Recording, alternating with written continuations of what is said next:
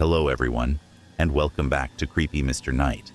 I know many of you enjoy using these videos to help you sleep, so before you drift off, I thought it'd be fun for everyone to leave a comment letting me know where you're listening from around the world. Also, don't forget to like and subscribe if you enjoy the content. Now let's get comfy, relax, and begin. Story 1. The victim who sent the killer a letter. It was a crisp autumn evening when Claire Thompson's body was discovered. Her house, nestled in a quiet suburb on the outskirts of town, stood like a forgotten relic, its whitewashed walls covered in creeping ivy. Claire had been well known in the community, a successful real estate agent with a charming smile and a reputation for being friendly and approachable. So when the call came in from her neighbor, who had not seen her in days, it was met with little concern at first. People often got busy, after all. But when Detective Sarah Caldwell arrived at the scene, everything changed. The front door was slightly ajar, and the smell of something metallic hung in the air. Inside, the living room was untouched, save for a toppled vase and a few shards of glass on the floor. The house was eerily silent. Sarah's boots echoed in the otherwise still hallway as she moved cautiously through the rooms. When she reached the bedroom, Claire's body lay on the floor, bloody and bruised, her once glowing face now a pale mask of terror. The scene was brutal. Claire had been beaten, but not just beaten. There was a viciousness to the violence. Her hands were clenched as though she had fought back in those final moments. Sarah's eyes scanned the room, searching for any sign of a struggle. It was clear this wasn't a robbery gone wrong. Nothing appeared to be stolen. Whoever had done this had come for something much more personal. But what? As Sarah surveyed the room, something strange caught her attention. A letter, partially visible beneath the bed. The detective knelt down, her heart racing with a mixture of curiosity and dread. She pulled it out carefully, the edges worn and frayed. The letter was addressed to you in neat, feminine handwriting. Her pulse quickened as she read the words. To my dearest one, if you're reading this, then you know I've made the hardest decision of my life. But please understand, this was not a decision born from hatred. It was born from something much darker, something that has consumed me for years. I know who you are, and I know what you've done to me. But I am not afraid anymore. I've come to terms with what's coming, and I accept it. I wish I could say more, but the words seem to escape me. All I can say is this: I will never forgive you. I will never forget. And when I'm gone, you will not find peace. You will never find peace. Yours, in the end, Claire. The letter sent a cold shiver through Sarah's spine. It was addressed to someone Claire knew, and it seemed to suggest that Claire had known her death was coming. Who could have done this? The discovery of the letter was a chilling turn in the case. What had appeared to be a random act of violence now felt personal. Sarah spent the next few hours combing through Claire's belongings, looking for any other clues that might lead to the killer's identity. She found several photographs of Claire with friends, family, and colleagues, but nothing stood out at first glance. There were no obvious enemies, no notes, no warnings. But then, as she sifted through Claire's desk, Sarah found something even more disturbing: a second letter. It was a printout of an email Claire had sent to a close friend, dated 2 weeks before her death. I don't know if I can keep pretending everything is okay. I'm being watched, and I don't know who it is. I feel like I'm losing my mind. Maybe I'm just paranoid, but I've noticed things missing. Small things. Nothing too obvious. But I know someone's been in my house when I'm not here.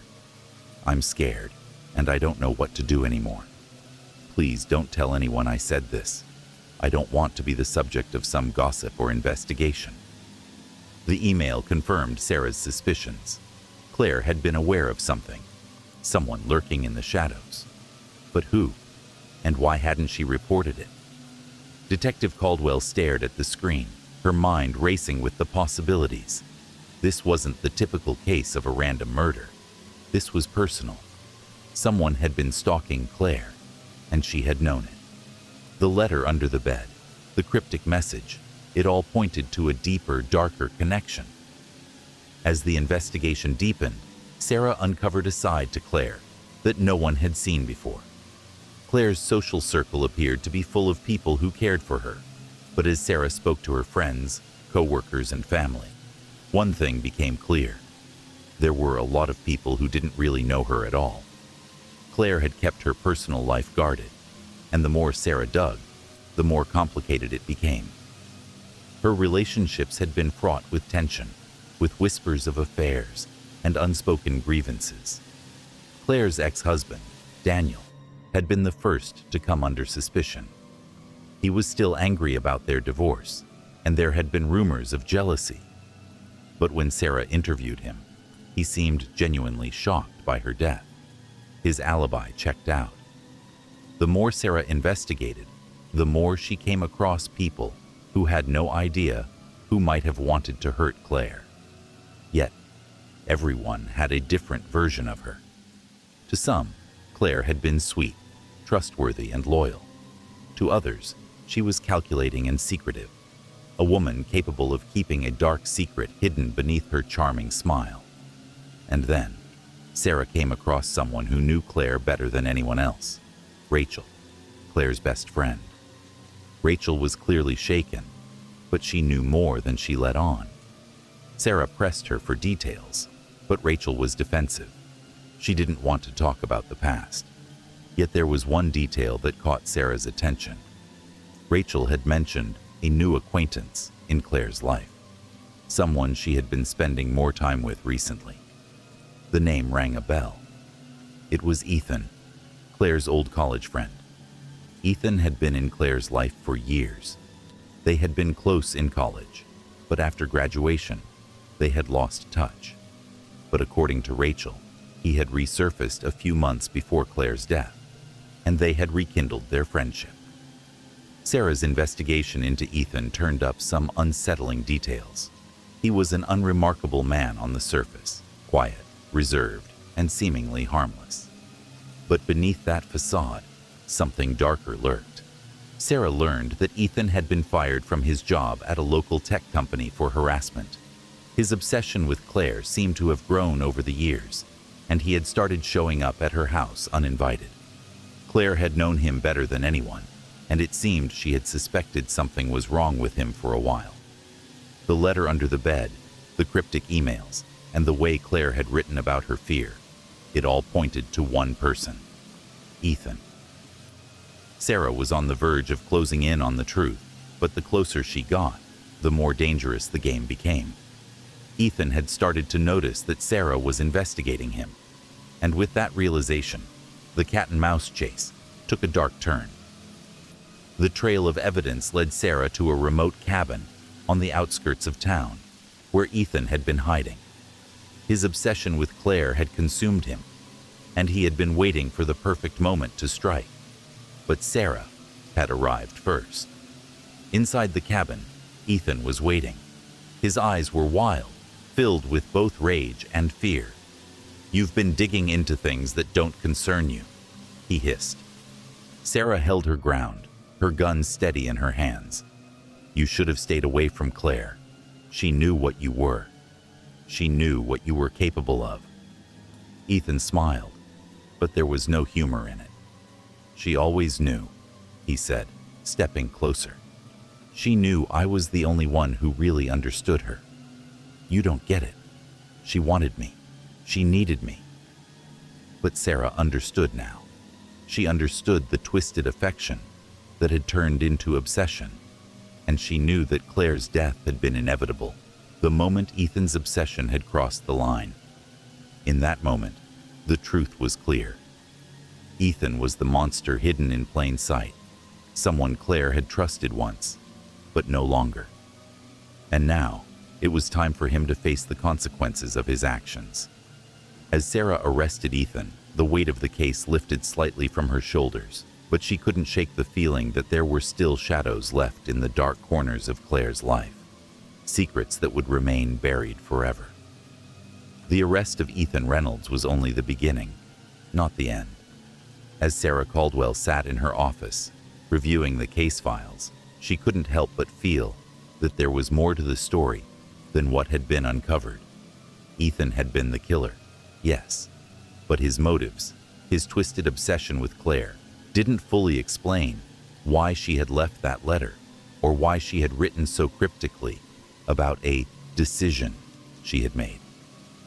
The letter under the bed had been clear. Claire had known her death was coming. It was almost as if she had made peace with it, prepared for the inevitable. But why? What had driven Claire to not only stay silent about the danger, but to actively invite it into her life, even if it was in the form of an old friend turned stalker? Sarah's mind raced, replaying every conversation, every piece of evidence. There had to be something she was missing, something crucial. The more she thought about it, the more one name kept coming to mind. Daniel, Claire's ex-husband. He had seemed genuine in his shock during his interview, but something about his demeanor had unsettled Sarah. The grief seemed forced, too practiced. Sarah knew how to read people, and she knew when they were hiding something. She needed to go back and dig deeper. Sarah's second visit to Daniel's house was far different from the first. He hadn't been expecting her, and his initial surprise was genuine. Yet there was something in his eyes that had shifted, a glimmer of unease that hadn't been there before. "Detective, I thought you'd already questioned me," Daniel said, his voice tight. He shifted uncomfortably as he leaned against the doorframe, clearly stalling. "I know this is difficult, Daniel, but I need to ask you a few more questions. There's something I need to clarify about Claire's past, about your relationship with her," Sarah said, stepping inside without waiting for an invitation. The tension in the room was palpable. They sat in his dimly lit living room, surrounded by old photographs and a few boxes of forgotten memories. Sarah noted how the house was meticulously clean, as if trying to hide the traces of a once lived-in home. Daniel's eyes darted to the photographs on the mantelpiece, the smiles frozen in time, but his gaze quickly shifted away when Sarah noticed. "Claire had her demons, didn't she?" Sarah said carefully, trying to provoke a reaction. "You two had a rough marriage. People don't usually divorce unless there's something serious driving them apart." Daniel's face tightened. "We had our issues, but that's none of your business anymore. She's dead, Detective. What do you want from me?" Sarah leaned forward, her voice soft but firm. "I'm not here to make you relive the past, Daniel. But I need you to answer me honestly. Did Claire ever tell you about any threats? About someone following her?" His expression hardened. "You think I had something to do with this? I loved Claire despite everything. Sarah interrupted, her eyes cold. "Did you?" Daniel's eyes flickered for just a moment, the barest hint of guilt that was gone before it could be fully processed. He cleared his throat, standing up abruptly, his back stiffening. "Look, I don't know what you're insinuating, but I'm not the one you should be looking at," he said, his voice rising with emotion. "If you want to know about Claire's life, ask Rachel, ask Ethan. I'm not the one hiding something." Rachel.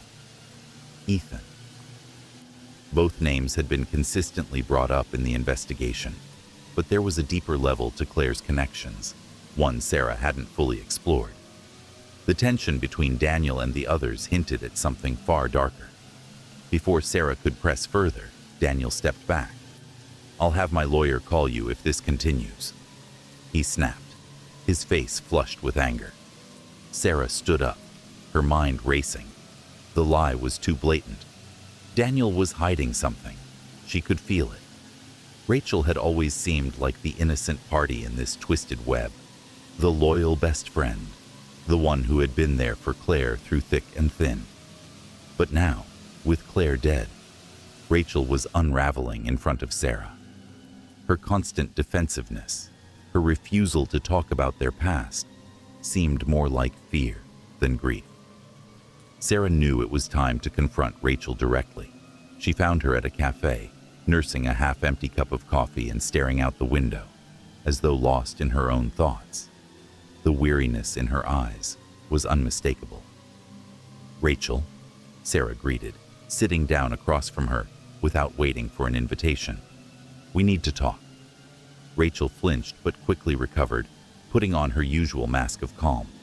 "I told you everything I knew already." "That's not true," Sarah countered. "You're hiding something. You were too close to Claire for you not to know something. I need the truth." Rachel's eyes flickered with panic. She opened her mouth to speak, but her words came out as a whisper. "You don't understand. It's not what you think." Sarah leaned forward, her voice gentle but insistent. "Then tell me what it is. If you loved Claire, if you really cared, then you'll help me understand."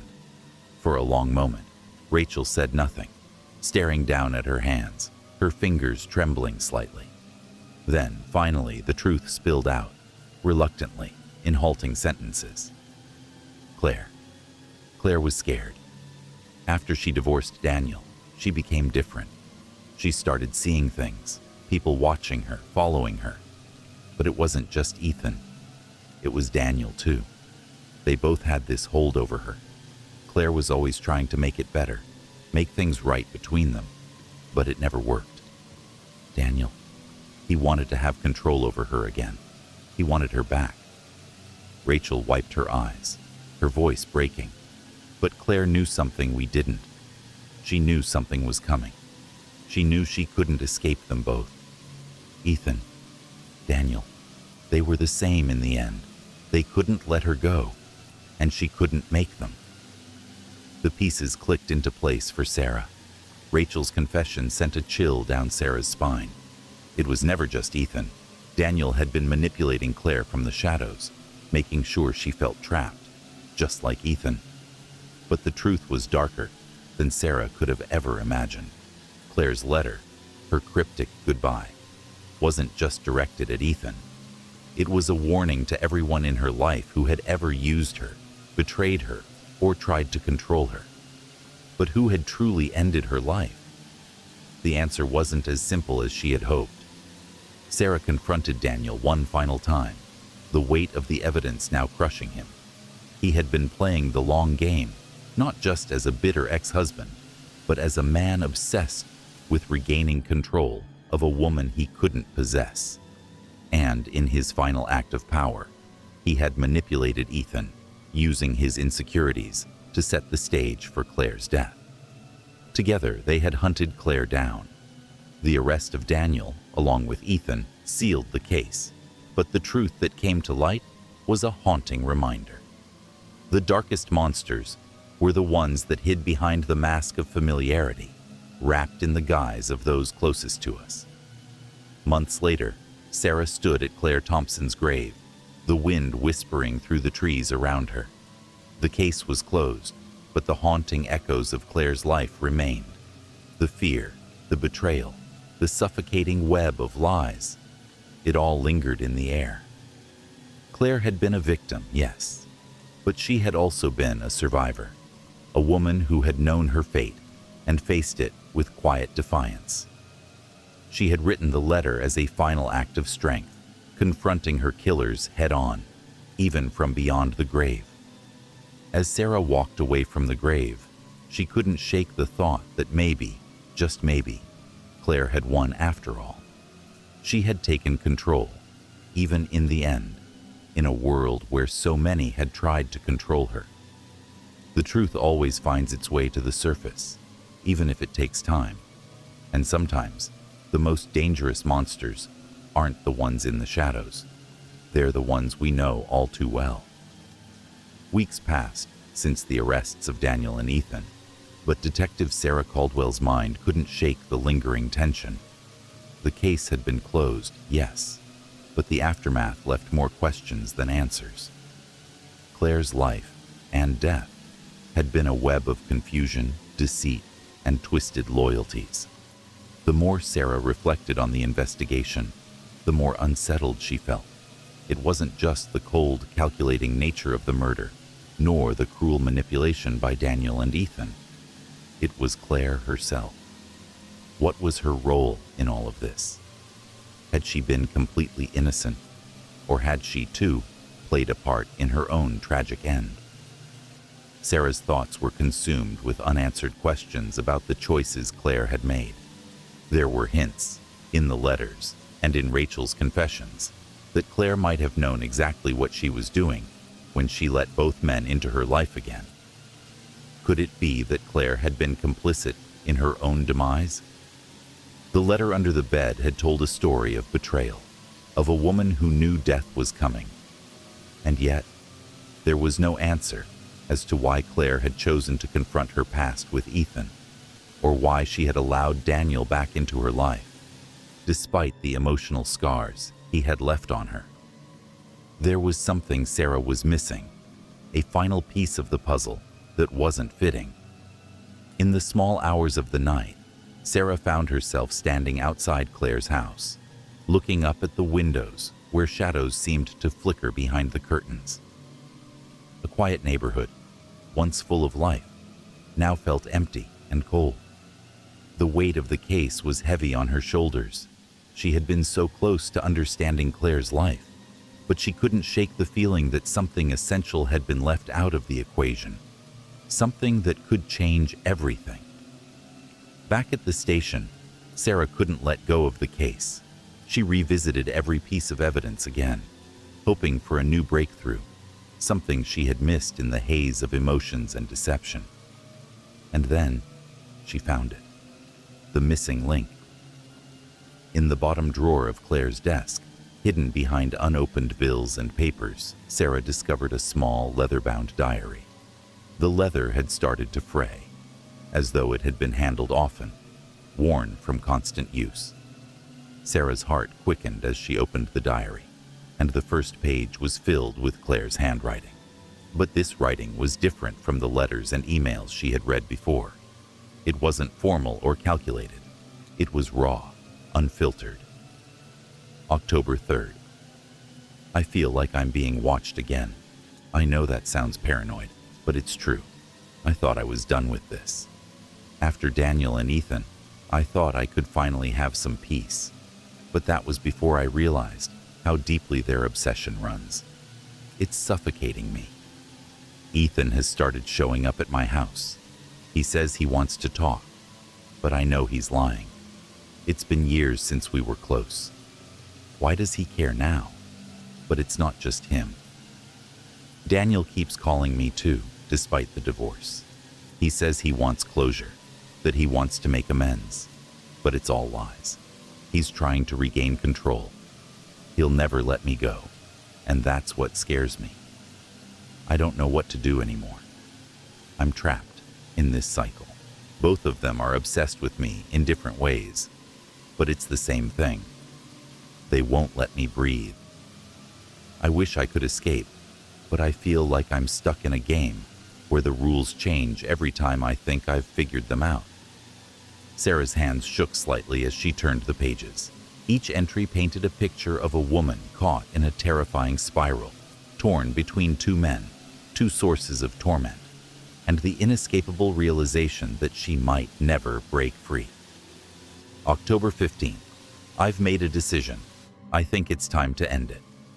I've gone back and forth in my mind, but I know what I need to do now. I can't keep running. Ethan won't let me go, and Daniel's control over me has only gotten worse. I can't live like this anymore. I need to confront them, face them both. I have to take back control. Maybe if I do, I can finally be free. Or maybe, just maybe, this will be the end. The last entry was a chilling admission. Claire had known what was coming. She hadn't been passive, hadn't been a helpless victim. She had been preparing herself for the moment when she would face the men who had consumed her life. Sarah closed the diary slowly, a deep sense of unease settling in her chest. Claire had been aware of the danger. She had known that confronting Ethan and Daniel would lead to something dangerous, something deadly. But the question remained, had she wanted it to end this way? Had she made her peace with her death, or had it been a tragic consequence of the manipulation she'd been enduring? Days later, Sarah was called to the courthouse. There was new evidence, something that had surfaced after Ethan and Daniel's trial. The defense team had introduced an unexpected twist. Ethan, during his time in prison, had tried to make a deal. They claimed he had information that could exonerate Daniel, or at least reduce his sentence. Sarah's heart sank. This was the final thread of the case that had remained untied. She agreed to meet with Ethan alone, her mind racing with what this new information could mean. Could it change everything she had learned about Claire's death? Or was Ethan merely trying to save himself? The interrogation room was cold, the fluorescent lights flickering overhead as Ethan sat across from her, his expression empty, almost vacant. He looked a shadow of the man he once was, broken, beaten down by guilt and his own twisted obsession. "I know why you're here, Detective," Ethan said before Sarah could even speak. His voice was soft, almost apologetic. "I'm not here to talk about my guilt or the past. I'm here to tell you something you need to know about Claire. You've been chasing the wrong story." Sarah's eyebrows furrowed. "What do you mean?" Ethan leaned forward, his eyes dark. Claire wasn't just afraid of Daniel or me. There was something she was hiding, something she never told anyone, not even Rachel. "You're looking for a killer. But what if I told you there was a part of Claire that wanted to die? What if I told you she had a plan to take control of everything, including her own fate?" Sarah felt a chill run down her spine as Ethan continued. Claire was never just a victim. She played a part in everything that happened. I didn't want to kill her, but she wanted me to. You see, the letter under her bed wasn't just for me. It was a message to herself, too. Ethan's words sent Sarah spiraling back to Claire's last days. Had Claire orchestrated her own death in some twisted way? The truth was more complicated than Sarah had ever imagined. Ethan had killed Claire, but it wasn't just because of his obsession. Claire had been an active participant, walking into her own death with eyes wide open. The twisted dance of obsession, manipulation, and control had gone beyond what anyone had ever guessed. The story had come full circle. As Sarah left the interrogation room, her mind was reeling with the full realization. The most dangerous monsters didn't always lurk in the shadows. Sometimes they lived inside us, hidden behind the people we trust the most. Claire's story wasn't just one of betrayal. It was a tragic tale of self-destruction and the insidious pull of unhealthy obsession. Months passed since the trial and the revelations about Claire's tragic end. Sarah Caldwell had solved the case, but there was no peace in her victory. She knew, in the pit of her stomach, that Claire's death wasn't just a murder. It was the result of years of manipulation, control, and despair. Forces that had shaped Claire's life and ultimately consumed her. As Sarah sat in her office, the final case file closed before her, she couldn't help but think of the letter under Claire's bed. It was the message of a woman who had seen her death coming, but had been powerless to stop it. And in that final, devastating truth, Sarah realized the most horrifying fact of all. Sometimes, the dead leave behind secrets that can never be fully uncovered. The Bermuda Triangle was known for its deadly reputation, but even seasoned sailors who had crossed its waters with caution couldn't have predicted the mystery that unfolded when the Luna Maris, a commercial cargo ship, was found drifting aimlessly in the heart of the storm-lashed region. Its hull creaked and groaned as it slowly spun in circles, eerily silent except for the occasional slap of waves against its sides. No distress signals, no calls for help, just an ominous emptiness. And then, the discovery. The first Coast Guard vessel to arrive, the USS Arrow, was immediately struck by the scene. The Unwind looked intact at first glance, but something was deeply wrong. There was no sign of life, no movement, no response to hails, no crew. Lieutenant Rachel Harper, a seasoned investigator with years of maritime experience, stood at the bow of the Arrow, binoculars pressed to her eyes, her jaw tight. As the ship drew closer, she could see the remnants of the crew's lives scattered across the deck. Personal belongings, half-eaten meals, clothes tossed about as though they had been abandoned in a hurry.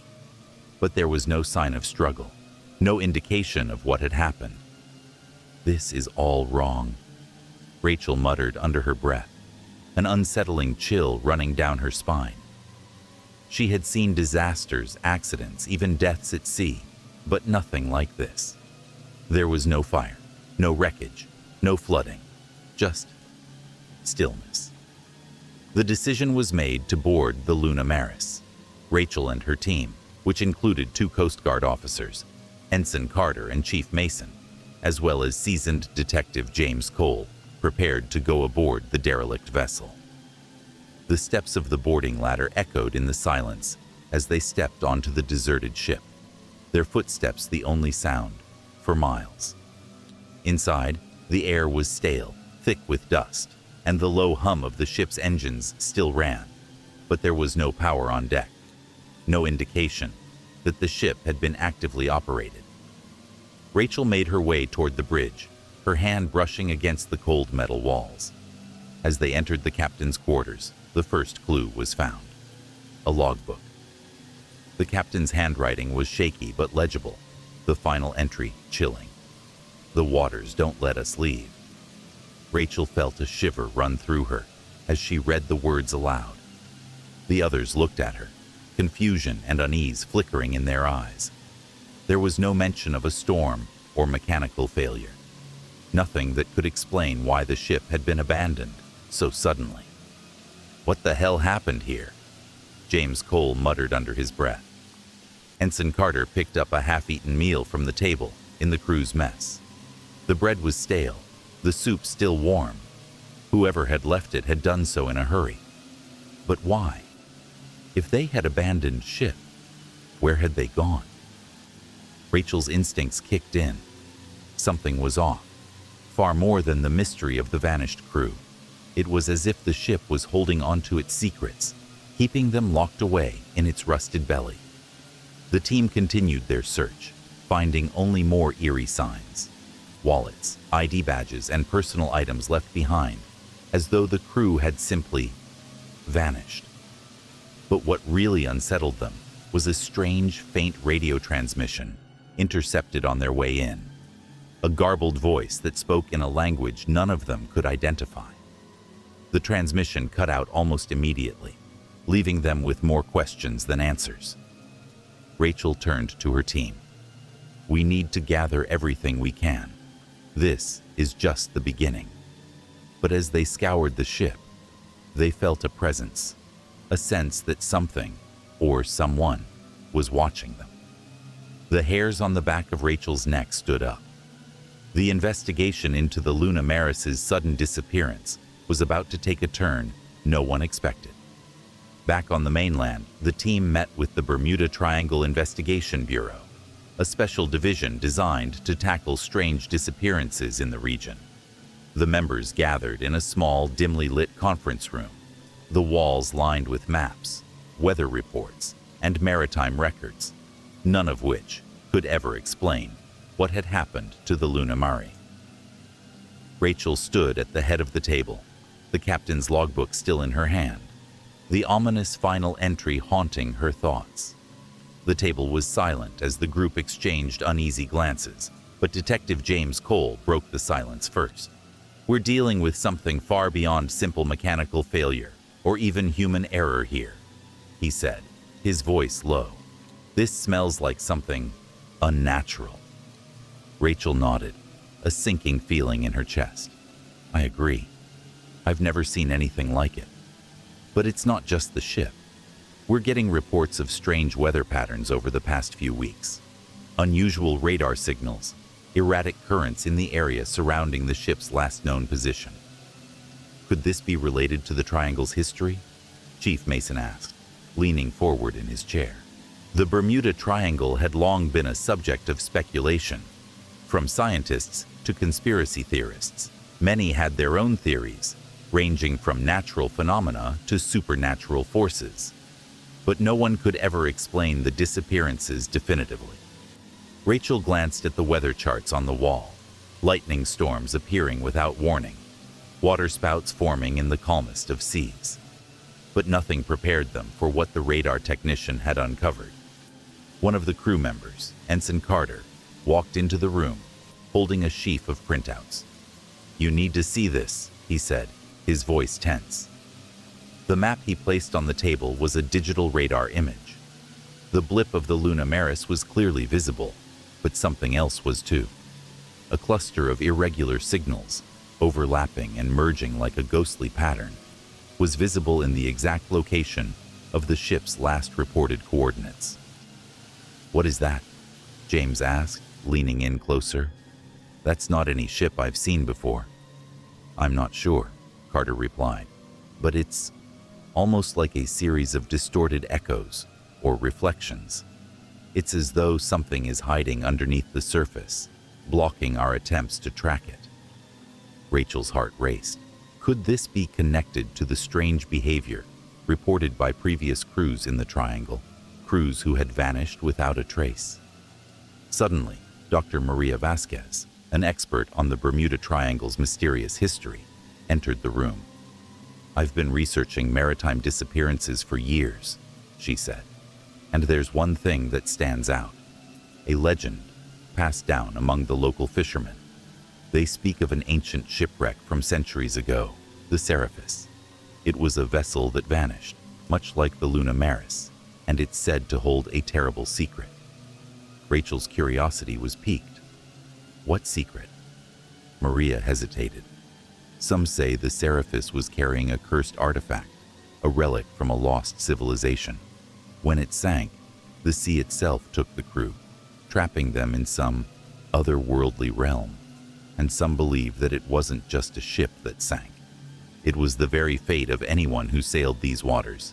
They were marked by the sea, and no matter how far they tried to flee, they could never escape." James scoffed.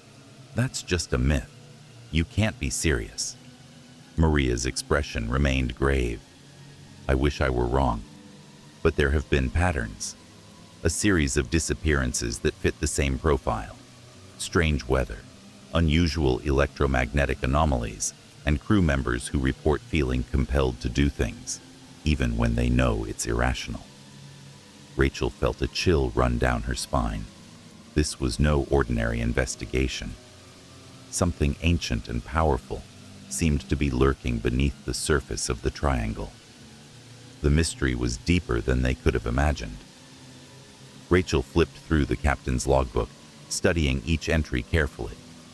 The final pages were a frantic recount of strange occurrences leading up to the Luna Maris's disappearance. The captain mentioned increased pressure in the air, strange voices over the intercom, and inexplicable power surges. But there was one entry that stood out to her, a note that seemed disconnected from the rest of the log. "They are not who they seem. They have come back. I don't know what they want, but they're not human. The waters don't let us leave." Her voice was barely above a whisper. What if they're not talking about the storm? What if something else is here with them? The investigation team returned to the Luna Maris, determined to find more clues. But the further they dug, the deeper the mystery seemed to grow. The next few days on the ship were filled with strange occurrences that even the most seasoned investigators couldn't explain.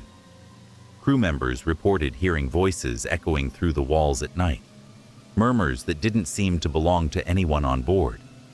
The ship's equipment malfunctioned at the most inopportune times, and odd ghostly lights flickered on the horizon. But the most disturbing event came when they discovered something terrifying hidden in the ship's cargo hold. A crate, heavily rusted and sealed shut. It had been stowed away in the deepest part of the hold, hidden from view. Inside, they found not just the ordinary cargo, but something far more sinister, a stone tablet covered in strange symbols and designs. Rachel's hands shook as she held the tablet, the air around them thick with an oppressive force. The symbols were alien, unlike anything they had seen before. Could this be the artifact Maria had mentioned? Before they could further inspect the stone, the radio crackled to life with a warning. A Coast Guard vessel was approaching, but it was in distress. Something was attacking it from the deep. The storm had settled by the time the Coast Guard vessel, the USS Nautilus, limped into view. It was battered, its hull marred by what looked like deep gashes, as though it had been dragged across the ocean floor. The crew of the Nautilus was shaken, but it wasn't just the damage that left them unnerved. It was the terror in their eyes. Rachel and her team rushed aboard the vessel, greeted by Captain Douglas Price, a man whose skin was pale and lips cracked with dehydration. His crew stood nearby, tense and jumpy, eyes darting nervously at the waves around them. "What happened?" Rachel asked as she steadied herself on the swaying deck. Price swallowed hard. "We saw something," he said, his voice trembling. "Something from the depths. It came up under the ship, but it wasn't a creature, at least not like anything we've ever encountered. We lost all power, and we were pulled by some force. We got out, but something followed us." The crew members who had accompanied Price seemed visibly ill, and one of them, a young man named Ensign Barrett, began shaking uncontrollably. "It's not safe," Barrett muttered repeatedly. "We shouldn't be here. It's watching us." Rachel tried to make sense of the situation, but nothing about the Nautilus's encounter lined up with any known natural phenomenon. It wasn't a storm or a submarine, and there was no logical explanation for what could drag a ship through the water with such force. Could this be connected to the same forces that had claimed the Immerse? The crew of the Nautilus was evacuated and taken back to port, but their ordeal only deepened the mystery. As they left the ship, one final piece of information came to light. Ensign Barrett had reported hearing the same strange voices over the radio that the Immerse's crew had described. But there was something more. Barrett claimed the voices were coming from beneath the ocean itself. Back on the Immerse, the investigation team now knew they were dealing with something far beyond the ordinary. They had no more rational explanations. They could only confront the supernatural forces at play. Back on the Immerse, Rachel, James, and Chief Mason stood before the strange stone tablet they had discovered in the cargo hold. The symbols were etched deeply into its surface, an unnerving feeling settling over the team as they tried to make sense of its meaning. The tablet was cold to the touch, almost as if it were alive, pulsing with an unnatural energy. "This doesn't feel right," Rachel said, her hand lingering on the stone. She could feel an odd hum, something ancient and powerful, vibrating from it.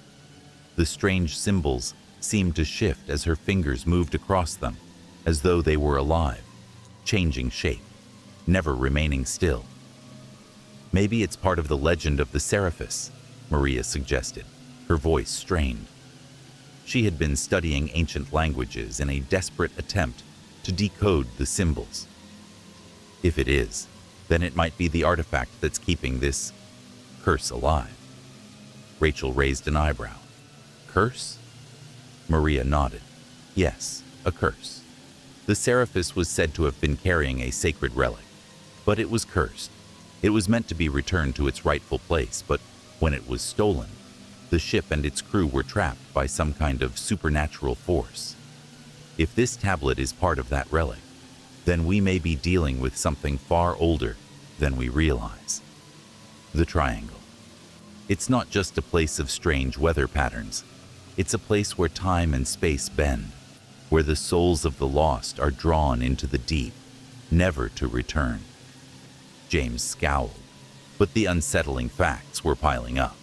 The strange weather patterns, the radar distortions, the ghostly sightings, and now the artifact. They all pointed to one conclusion. "This is no accident," James said. "Something is luring ships here. Something old, something that has been waiting for centuries." Suddenly, the ship's radar flared to life with a loud screech. A new blip appeared on the screen. Close. Too close. Rachel's heart raced. She grabbed the radio and barked orders to the crew. "Prepare to leave now. There's something coming." As the ship's crew scrambled to respond, a dark shadow beneath the surface of the water began to take shape. At first, it was just a vague, swirling mass in the deep blue of the ocean. But as the minutes passed, it became more distinct. Long, serpentine, and far too large to be any known marine creature. A horrifying, impossibly massive form, as though the sea itself had come to life. "We're not alone," Rachel muttered, her eyes locked on the radar. "There's something down there. Something ancient." Without warning, the ship lurched violently, as though something massive had slammed into its hull from beneath. The lights flickered, and the ship groaned, the deep echo of metal bending and straining under immense pressure. The investigators scrambled to maintain their balance as the ship rocked with a sudden, unnatural force. A deep, guttural sound rose from the ocean, a roar that seemed to come from the very depths of the earth. The water around them began to churn, foamy waves rising in all directions.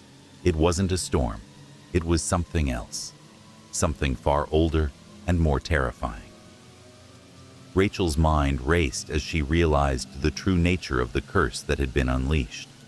Whatever had been trapped beneath the ocean's surface was now awake, and it wasn't just a shipwreck, it was a prison. The waters didn't let them leave. As the ship's systems flickered and died, and the shadows from the deep closed in, Rachel's thoughts flashed to the cryptic warning in the captain's log. "The waters don't let us leave." But now, she realized, the question wasn't about leaving the triangle. The real question was, would they ever leave at all? The roar from the depths reverberated through the ship's hull, shaking the very foundations of the Luna Maris. It was as though the ocean itself had come alive, an ancient, malevolent force stirring from the bottomless abyss. The ship's engines sputtered, and lights flickered as the shadows beneath the water drew closer, the monstrous presence becoming more tangible with each passing second. "We need to move, now," Rachel shouted, her voice strained with urgency. "Get everyone to the lifeboats. We're not going to survive this if we don't act fast." Her team scrambled into action, but it was clear they were running out of time. The ship was starting to sink, slowly but surely, and they had no idea what was coming for them. From the bridge, Rachel watched as the radar screen flared again. The blip grew larger, circling around them, then disappearing beneath the water's surface. It was as if the very sea was stalking them, shifting and moving with intelligence. It wasn't just a natural storm, it was a predator, hunting them. "This is impossible," James said, his voice tight with disbelief, as he looked at the screen. "What the hell is that thing?" "I don't know," Rachel admitted, her heart racing. "But I'm starting to think we weren't meant to find the Luna Maris. Whatever is down there, whatever cursed this place, it's kept ships here before. It's not letting us leave either." Suddenly, the sound of heavy metal creaking echoed through the ship, followed by an eerie splashing sound. The ship was sinking, and the ocean was pulling it down inch by inch. Rachel's stomach dropped.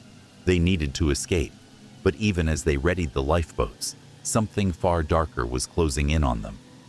As Rachel made her way through the dimly lit corridors, she passed the cargo hold once more, the place where the tablet was stored. A strange light flickered from within the room, and she hesitated before stepping inside. The stone tablet was glowing, faint but undeniable, a soft, ethereal blue light seeping from the cracks in the stone. Rachel felt her breath catch in her throat. The presence in the ship was growing stronger. She didn't know if it was the artifact itself, or if the curse had begun to manifest. But something was definitely changing. As her hand hovered near the tablet, a voice, low and haunting, whispered from the shadows, "You should never have come." Rachel spun around, heart hammering. There was no one there. But the voice had been real. Too real. The others began to gather near the lifeboats, their faces pale and drawn with fear. But just as they were about to disembark, the sea responded in a way they hadn't expected. The water around them seemed to rise, forming massive churning waves as if the ocean itself was writhing in agony. The lights flickered once more, and in the growing darkness, the shape that had been circling beneath them finally broke the surface. It was not a sea monster, as they had feared. It was something much older. A ship. The ancient rusted hull of the Serapis, the ship from the legend, rose from the depths, its sails tattered, and its deck littered with long-dead crew members. Ghostly figures stood on the deck, their hollow eyes staring out into the night, while eerie whispers filled the air. The ship was alive, but it was a twisted mockery of its former self, cursed to wander the triangle forever. But this wasn't just an illusion. It was real, and it was coming for them. Rachel's blood ran cold. "We need to get out of here, now!" But as the crew rushed toward the lifeboats, they were met with something they could never have predicted. The very sea itself seemed to reach up, pulling at them, gripping them with invisible hands. The first to scream was Ensign Carter. His body jerked as if an unseen force had yanked him under the water. The others scrambled to pull him free, but it was already too late. Carter vanished beneath the waves, his screams echoing in the distance as the Serapis' ghostly crew advanced toward them, moving silently across the water. "Get the boats down!" Rachel screamed again, but the force of the ocean was growing stronger by the second. It was as though the Bermuda Triangle had turned against them, trapping them in its watery grave. And then, something unimaginable happened. The ocean stopped. The waves fell still. The air grew thick with an unnatural silence.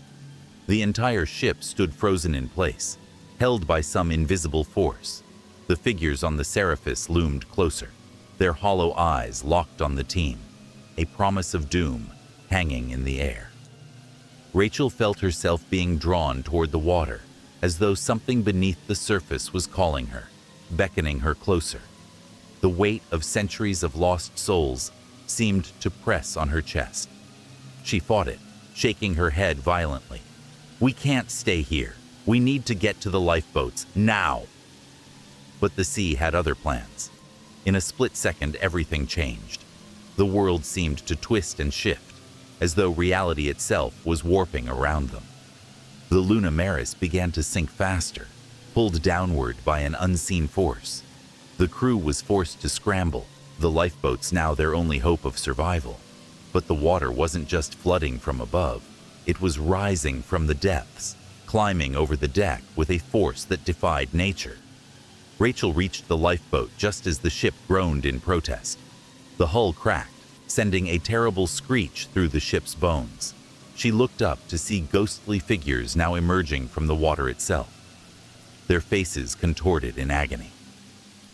They were the souls of the crew of the Serapis, doomed to wander the Bermuda Triangle forever, trapped by the curse they had once brought upon themselves. They weren't here for revenge. They were here because they had to.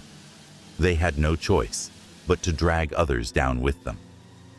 Rachel grabbed a rope to steady herself in the lifeboat, watching as the rest of her team fought desperately to escape the same fate. The darkness of the deep waters pressed in all around them, but just as they thought they might be free, a new voice, deep, resonating, and ancient, echoed across the waves. "You will never leave the triangle." With one final pull from the ocean's depths, the Immerse was swallowed whole, and the last remnants of their boat were tossed into the chaos of the sea. The lifeboat rocked violently as the last of the Lunamaris's sinking hull disappeared beneath the waves. The only sounds now were the frantic gasps of the survivors, the splash of water against the sides of the boat, and the eerie, distant whispers that seemed to come from the very ocean itself. Rachel gripped the edge of the boat, her knuckles white, as she scanned the horizon. The ghostly figures of the Seraphis's crew lingered in the water, their hollow eyes watching, waiting. It wasn't just the curse of the ship they were trapped in. It was something far darker. The Bermuda Triangle itself was a prison, a place where time and reality twisted and turned, a place where the souls of the lost could never rest. But there was no time to contemplate that. The crew had barely escaped one death, only to face another. The lifeboat was still tethered to the wreckage of the Lunamaris, and as the ocean seemed to reach toward them, pulling them ever closer to the depths, Rachel realized they were not safe yet. "We need to get away from the ship, now," Rachel shouted. James was at the rudder, steering with all his strength, but the lifeboat was sluggish, held back by an unseen force. The figures on the water were closing in, their motions fluid and unnatural, like they were gliding, not swimming. Ensign Barrett, who had survived the ordeal, was staring blankly ahead, his face pale. He hadn't spoken since the incident with the USS Nautilus, but now he turned to Rachel with wide, terrified eyes. "It's coming for us," he whispered, his voice trembling. "The thing in the deep. It's not just a curse. It's the triangle itself. The Seraphis. They never left. It never leaves. It's calling all of us." Rachel turned to Maria, her voice urgent. "Is there anything in the legends about how to break this curse? Anything we can do?" Maria was wide-eyed, clearly struggling to hold on to her composure. "There is one thing," she said, her voice barely audible. "The relic, the artifact we found on the Lunamaris. It's not just a relic. It's a key. The legend of the Seraphis says that the artifact holds the power to break the curse, but it requires an offering, a soul." Rachel's stomach churned. "An offering? What do you mean?" Maria's eyes darted to the ghostly figures that circled them in the water. "It's not just a ship. The Seraphis is a vessel of the damned. The curse ties the souls of its crew to the triangle. The artifact is the key to releasing them, but only if the curse is satisfied. The offering, it demands that the living take the place of the dead." "No," Rachel whispered, shaking her head. We can't just give up someone." But Maria's face was grim. "It's the only way to free the souls of the Seraphis, and to escape the triangle's grip." The lifeboat lurched again, and Rachel felt a chill wash over her. The ocean roiled beneath them, and the ghostly crew of the Seraphis slowly drifted closer, their hollow eyes fixed on the survivors. Suddenly, the voice came again, the deep, resonating voice from the ocean depths, like an ancient creature speaking through the water itself. "The price will be paid. The living must become the lost." Rachel's heart pounded in her chest. The curse had been awakened, and now there was no escape. The boat drifted closer to the wreckage of the Lunamaris, the ghostly crew still drawing nearer. The sun had long set, and the sea was pitch black, the only light coming from the eerie glow of the stone tablet they had once discovered. It pulsed softly in the center of the boat, as if calling out to them. Rachel stared at it, the weight of its power pressing on her. She had learned so much about the Bermuda Triangle and the Seraphis, the curse that bound ships and souls to its depths. But now, facing the reality of what the artifact required, Rachel felt the crushing weight of responsibility. "What are we supposed to do?" James asked, panic rising in his voice. "We can't just give ourselves up. If we do, what happens to us?" Maria's voice was solemn. If we don't sacrifice someone, The triangle will claim all of us. The Seraphis will drag us into the depths, and we'll become part of its crew, doomed to sail for eternity. The figures of the Seraphis' crew grew closer, their forms now almost solid, their voices rising in an eerie chant, a lament of lost souls. Rachel closed her eyes for a moment, trying to force out the fear. She had seen death up close, too many times to count. But this was different. The triangle's curse was like nothing she had ever encountered. There was no way to fight it, no way to escape without offering a soul. But which one? Rachel's mind raced, and she realized something. The artifact wasn't just a key, it was a choice. The crew's lives were tied to the curse, but there was still one chance. Someone had to be the offering, someone who would take on the burden of the curse so that the others could escape. As the ghostly figures closed in, Rachel's heart broke. She looked to her team, James, Maria, and Barrett. There was no good answer, no easy choice. But in this moment, she knew what had to be done. "I'll do it," Rachel said, her voice steady despite the tears stinging her eyes. She took a deep breath, her hands trembling as she held the stone tablet. James stared at her, his face contorted in disbelief. "No, you can't. There has to be another way." "I'm the captain," she said, her voice firm. "I'm responsible for all of you. I'll break the curse. I'll end this." Maria reached out, but Rachel gently pulled her hand away. The choice had been made. With one final heart-wrenching glance at her team, Rachel raised the tablet and whispered the words that would release the souls of the Seraphis and end the Bermuda Triangle's curse.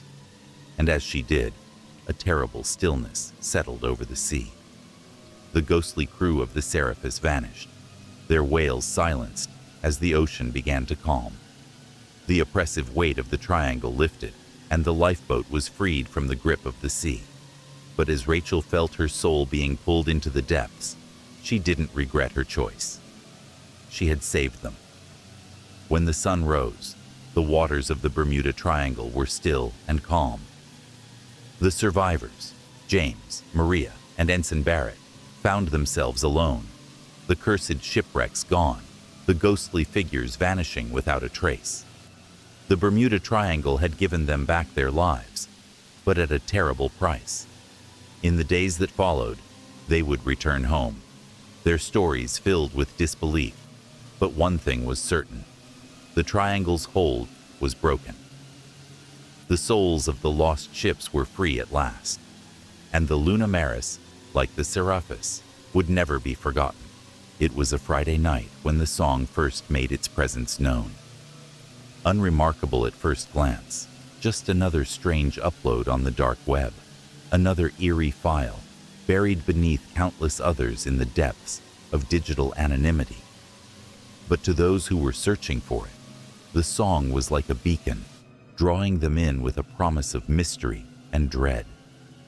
Mark Hunter, a detective with over 15 years of experience in solving the darkest of crimes, had no reason to suspect that his life was about to change forever.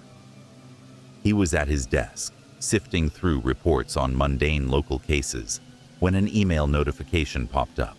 It wasn't from anyone he recognized. He hovered over the subject line, a chill running down his spine. It simply read, "The Song of Fate." Curiosity got the best of him. His fingers hesitated for a moment, but then he clicked it open. What he found inside was a link to a file. He was about to close it, dismissing it as another prank, when the name caught his attention. He'd heard rumors of something disturbing circulating in dark circles, but he hadn't taken it seriously. "The Song of Fate," he murmured to himself. The name alone was enough to draw him in.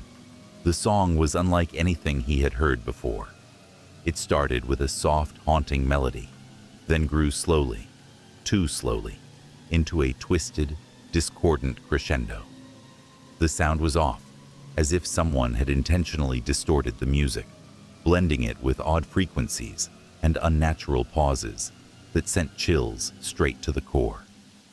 The lyrics were indecipherable at first, cryptic and layered with an unsettling echo. Yet, as he listened, the words began to form in his mind.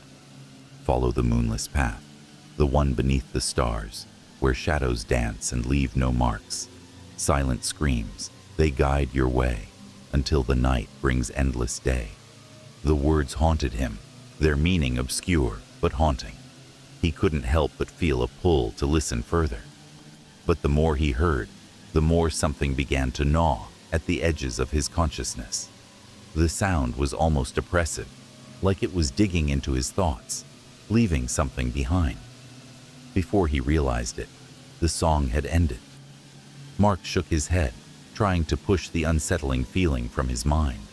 There was no reason to get spooked over a song, even if it was a little disturbing.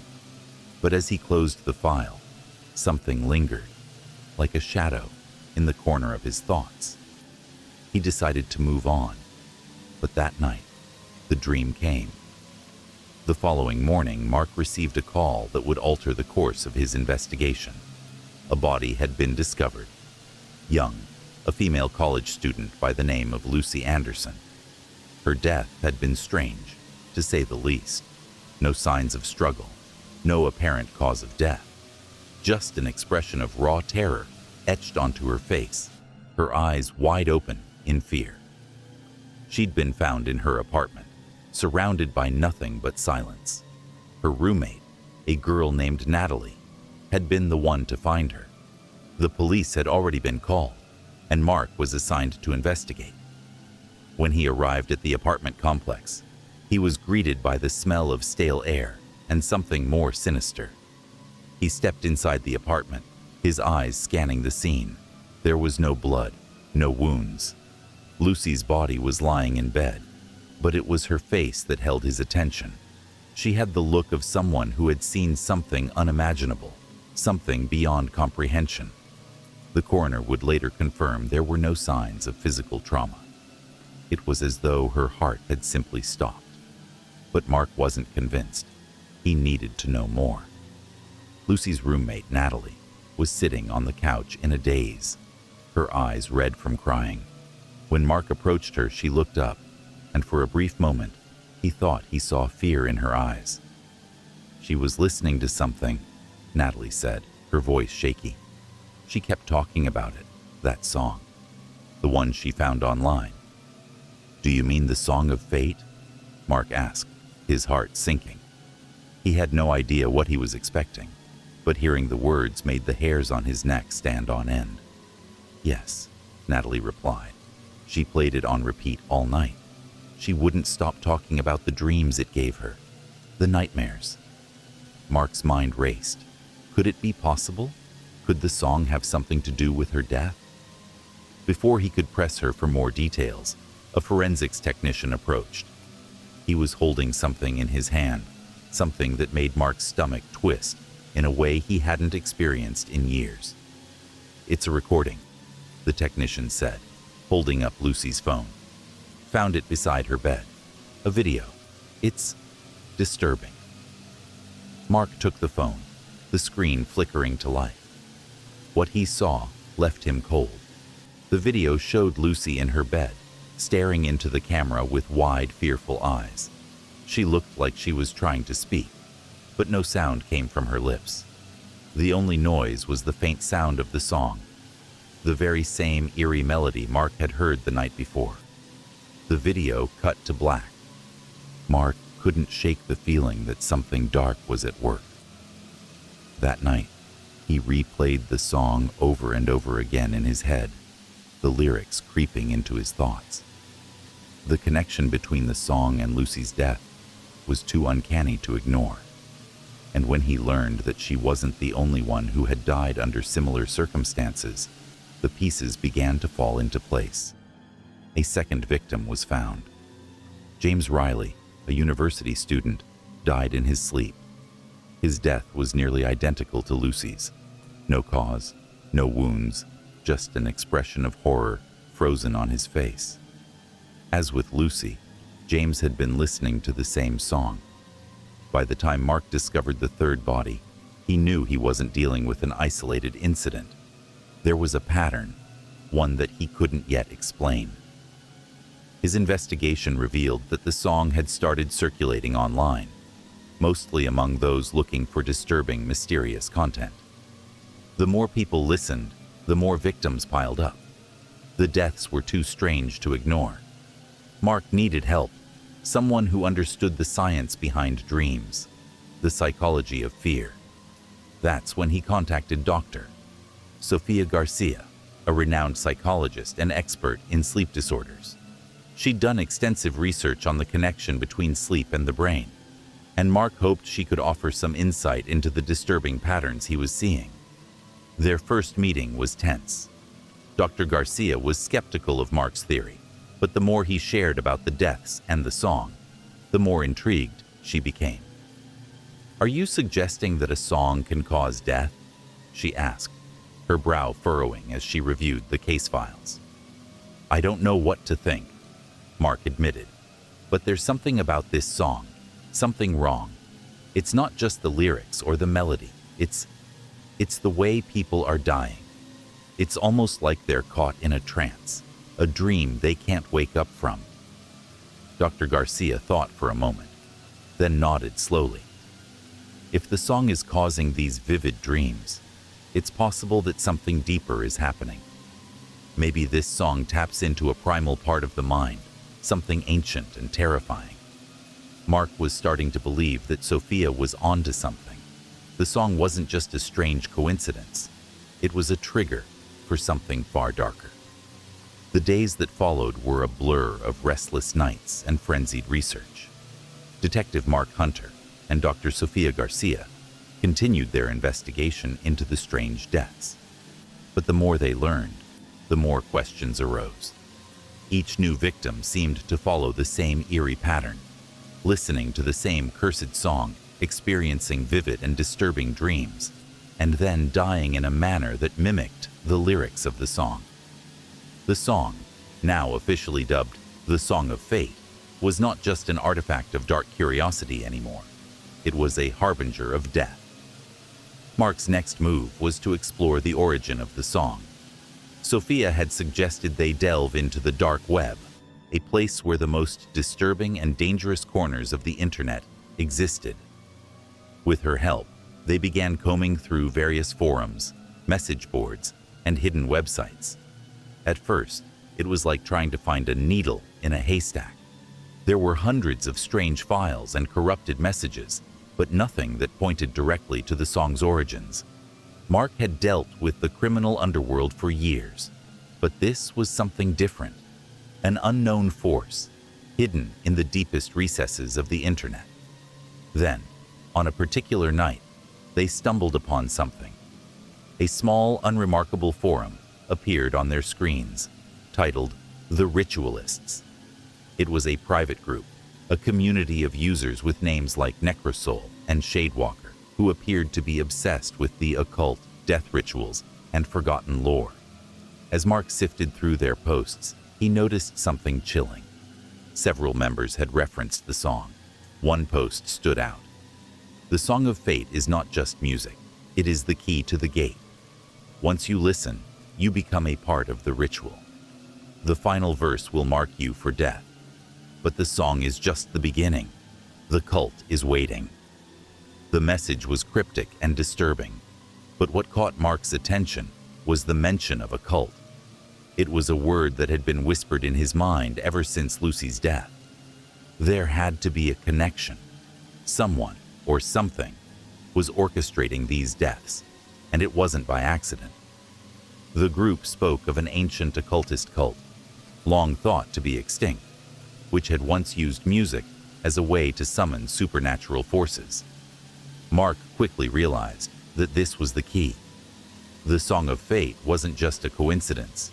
It was the culmination of a long-forgotten ritual, one that had been passed down through generations.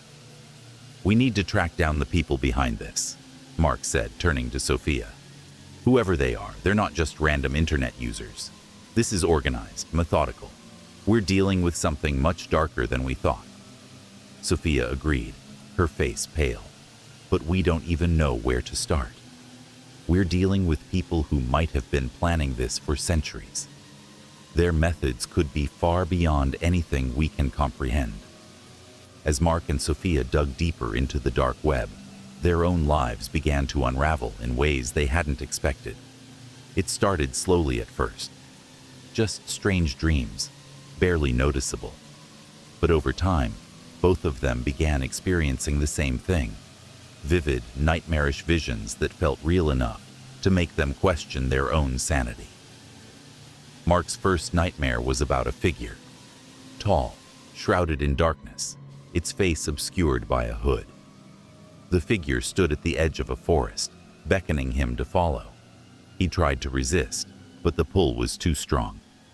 No matter how fast he ran, the figure was always there, just beyond his reach.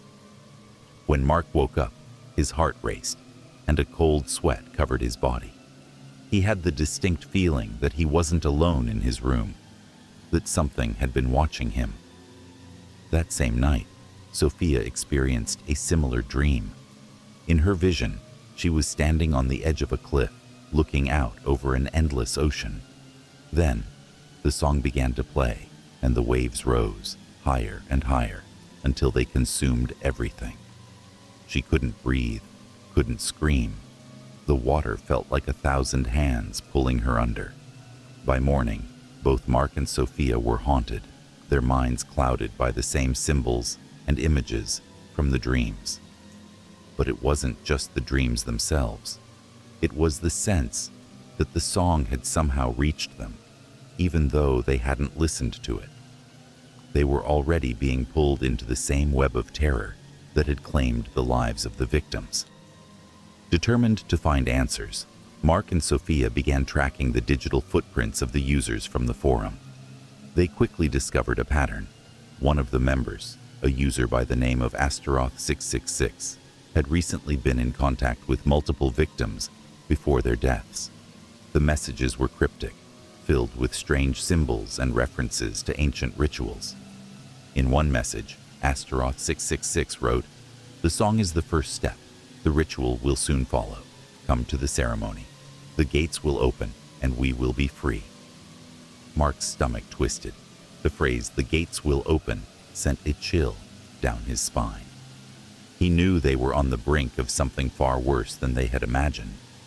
Whoever Astaroth666 was, they were leading these people toward something dark, something that went beyond the physical world.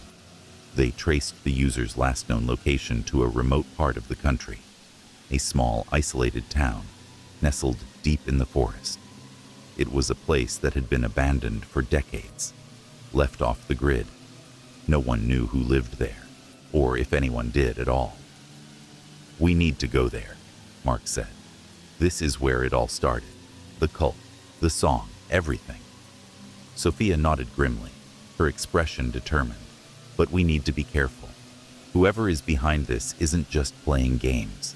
They're dealing with something far older than us." They packed their things and set out for the town. Little did they know that as they traveled deeper into the forest, they were walking straight into the heart of the ritual, the very place where the Song of Fate would reach its terrifying conclusion. When Mark and Sophia arrived in the town, it was everything they had feared, and more. The place was a ghost town, its streets empty, its buildings abandoned and decaying. It was as if time had stopped, and the town had been forgotten by the world. But there was something else, something strange. The air felt heavy, as if it was thick with an unseen force, and in the distance Mark could hear the faintest echo of music, like the song they had been tracking, but distant, warped. The sound grew louder as they moved deeper into the heart of the town. They followed the music until they reached an old, decrepit church at the center. The doors were wide open, inviting them in. Mark pushed the door open, the creaking sound echoing in the silent town. Inside, the air was thick with a musty scent, and the walls were lined with strange symbols. At the front of the church was an altar, adorned with candles that flickered in the dim light, and standing around the altar in a circle were figures cloaked in dark robes, their faces hidden in shadow. Mark's blood ran cold. They were here, the cult. The ritual was about to begin. Without hesitation, Mark pulled out his gun, signaling for Sophia to stay back. They needed to act fast. But before they could make a move, the cloaked figures began to chant in unison, their voices rising in a deafening crescendo. The song of fate, began to play louder, and the very air seemed to warp with its power. As the chanting grew louder, Mark felt a wave of dizziness wash over him. The music was no longer just sound. It was something physical, something tangible. It was as if it was reaching into his mind, pulling at the very fabric of reality. He tried to move, to shout, but no words came out. Sophia's hand gripped his arm, her eyes wide with terror. The ritual was almost complete. The leader of the cult, a tall figure draped in a black robe, raised a dagger above the altar. The room seemed to pulse with energy, and Mark knew that if the dagger fell, it would seal the fate of everyone present. The song had already claimed countless lives. Now, it was reaching its final act. In a desperate move, Mark lunged forward, knocking the dagger from the cult leader's hand. The cult members reacted in shock, but it was too late. The song's power had already begun to break through, and the air seemed to crackle with an unnatural force. As Mark lunged toward the dagger, a strange sensation overtook him. The very air in the church seemed to thrum with power, vibrating as though the walls themselves were alive. The song of fate, grew louder, the notes distorting, bending, warping into something unrecognizable. It was no longer just a melody. It had become a living force, a pulse that seemed to strike directly at his consciousness. The cult members, still in their dark robes, recoiled at the interruption, but their faces remained hidden beneath their hoods. They seemed unfazed, as if they had anticipated Mark's defiance. The leader, a tall figure with a voice like gravel, turned to face Mark, his eyes glowing with an unnatural light. "You think you can stop us?" The leader's voice rasped, each word heavy with the weight of something ancient and malevolent. "The ritual has already begun. You're too late." Mark could feel the cold, suffocating weight of the ritual pressing in on him. His pulse quickened, his breath shallow. The song reverberated in his skull like 1,000 nails scraping across metal. It wasn't just sound anymore. It was a presence. It was everywhere, suffocating him. Sophia's hand was still gripping his arm, but her strength was failing.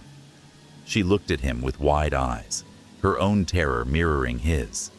She couldn't speak, but her gaze was pleading. "We have to stop this," she seemed to say without words. "Mark," she finally whispered, her voice trembling. "We need to destroy the source, the song.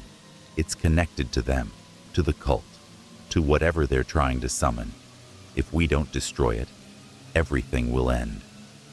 It was then that Mark realized what Sophia meant. The song wasn't just a key to the ritual, it was the ritual. The song was the conduit, the trigger for whatever dark power the cult was trying to unleash. Without it, the cult's plans would fail.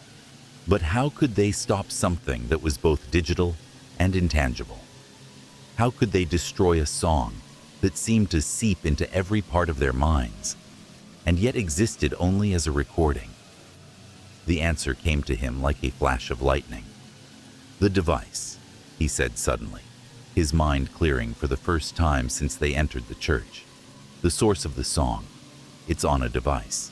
They're playing it from somewhere." He turned to Sophia. "We need to find it." Before she could respond, the cult leader's voice cut through the air, dark and commanding. "You don't understand," he said, his voice echoing unnaturally, as if it were coming from everywhere at once. "You are already part of the ritual. The Song of Fate is not just a song, it is a doorway. And now that it has played, the gates have opened. You cannot close them. You cannot escape." Mark's heart pounded in his chest. He turned to face the altar, his eyes scanning the room for anything that might give them a clue. The cult was still chanting, their voices rising in unison, and the song seemed to warp around them, bleeding into every crevice of the church. The very walls seemed to pulse with its rhythm. There at the base of the altar, in the shadows, Mark spotted a small, unassuming object, a speaker sitting on a pedestal. The song was coming from there, but the moment he made the connection, he felt a sharp, twisting sensation in his chest. It was as if the song had become aware of him, as if it had sensed his intent. The air around him thickened, the temperature dropping to an unnatural chill. Without thinking, Mark grabbed Sophia's hand and yanked her toward the pedestal. But the moment they stepped forward, a searing pain shot through his head, like a vice, squeezing his skull. The voices of the cult members rose in volume, chanting louder, their words incomprehensible. It felt as though the entire world was bending around him, warping like a funhouse mirror. Sophia stumbled, her face pale, but she gritted her teeth and fought through the pressure. "We have to destroy it, Mark," she gasped, her eyes burning with determination. "The ritual will consume us if we don't." They reached the pedestal, but just as Mark was about to smash the speaker, a figure appeared before them. A cloaked woman, her face hidden beneath a black veil. Her voice was cold, ancient. "You cannot destroy it," she said, her voice echoing in Mark's mind. "You cannot fight fate." With a flick of her wrist, she raised her hand, and the world around them seemed to warp even further. The very fabric of reality began to bend, as if the universe itself were being unraveled. The shadows in the corners of the room stretched out, and the song's crescendo grew deafening. The light flickered, and the walls began to crack. Mark's vision blurred, but he could feel Sophia's hand still gripping his. They weren't alone, though. Something had followed them into this place. Something darker than anything they had encountered before. The cloaked woman raised her hand, and the shadows swarmed. They twisted and writhed, taking form, stretching out as though they were alive. In an instant, Mark saw faces, familiar faces, victims, Lucy, James, others. Their eyes were wide with terror, their mouths frozen in screams. The shadows fed on their fear, their faces contorting in agony. Mark's heart slammed in his chest as the shadows drew closer. "We need to destroy the speaker now," he shouted, his voice hoarse with panic. Sophia nodded, her face grim. Without hesitation, she grabbed a nearby metal candle holder and swung it at the speaker with all her strength. There was a deafening crash as the speaker shattered, but instead of silence, the song only grew louder, the sound bending and twisting until it seemed to echo from every corner of the room. And then, something happened. The entire world seemed to stop. Mark felt the pull of something ancient, something powerful, trying to drag him into the very fabric of the song. He saw images flash before his eyes, visions of a terrible, endless darkness, a void stretching out into eternity. He saw the cult leader's face twist into a grotesque grin, his eyes gleaming with the knowledge of something terrible, something beyond comprehension. But amidst the chaos, there was a single sharp note, a piercing sound that cut through the madness like a needle through a fog. It was the end of the song. In that moment, everything went still. The shadows paused, the voices of the cult fell silent, and then, with a single final exhalation, the song stopped. Mark and Sophia stood frozen, their hearts racing. The church, which had been alive with dark energy moments before, was now eerily still. The air was thick with silence, the oppressive weight lifted. The cult members had disappeared, vanishing into the shadows as though they had never existed. The walls of the church began to crack, then crumble. The altar, once a place of dark rituals, was now reduced to dust. The two of them were alone, but the feeling of unease remained, like a faint whisper in the back of their minds. Mark turned to Sophia, his breath ragged. "Is it over?" Sophia shook her head, her eyes wide, filled with uncertainty. "I don't know. The song is gone. But something tells me this wasn't the end. The Song of Fate, it's more than just music. It's a force, something that can never truly be destroyed." As they made their way out of the crumbling church, they couldn't shake the feeling that the world was still haunted by the echoes of the song. The ritual may have been broken, but the consequences of their actions would ripple through reality itself. Something had been awakened, something far darker than they could have ever imagined. Mark couldn't help but wonder, what had they truly stopped? And as the ruins of the town faded into the distance, one question lingered in his mind. Was the song truly gone, or had they only delayed its return?